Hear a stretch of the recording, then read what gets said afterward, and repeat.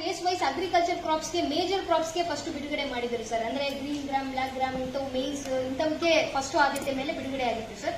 ನಮ್ಮ ಜಿಲ್ಲೆನಲ್ಲಿ ನಾವು ನೋಡಿದ್ರೆ ಒಟ್ಟಾರೆ ಇದು ಫೇಸ್ ವೈಸ್ ಆಗಿ ಆಗ್ತಾ ಇದೆ ಸರ್. ಈಗ ನಮಗೆ ಗ್ರೀನ್ ಗ್ರಾಮ್ ಅಲ್ಲಿನೂ ಮತ್ತೆ ಉಳಿದ ಈಗ ಚಿಲ್ಲಿ ಮತ್ತೆ ನಮ್ಮ ಜಿಲ್ಲೆಯಲ್ಲಿ ಆನಿಯನ್ ಅಂತ ತಗೊಂಡ್ರೆ ಸರ್, ಚಿಲ್ಲಿನಲ್ಲಿ ನಾವು ಕಳಿಸಿರುವುದು 6,000 ಹೆಕ್ಟೇರ್ಗಳಿಗೆ ನಾವು ಮೆಮೊರಂಡಮ್ ಅಲ್ಲಿ ಹೋಗಿದೆ ಸರ್. ಅದರಲ್ಲಿ 2,000 ಹೆಕ್ಟೇರ್ ಮಾತ್ರ ಇನ್ನು ಪೇಮೆಂಟ್ ಆಗಿದೆ.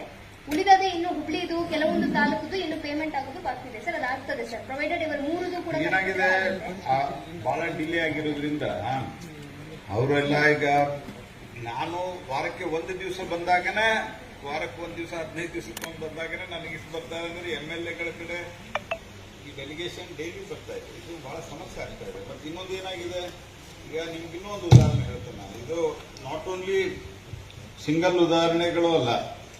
ಧಾರವಾಡ ತಾಲೂಕಿನ, ಧಾರವಾಡ ಜಿಲ್ಲೆ ಹುಬ್ಬಳ್ಳಿ ತಾಲೂಕಿನ ಕೋಳಿವಾಡದಲ್ಲಿ 2,600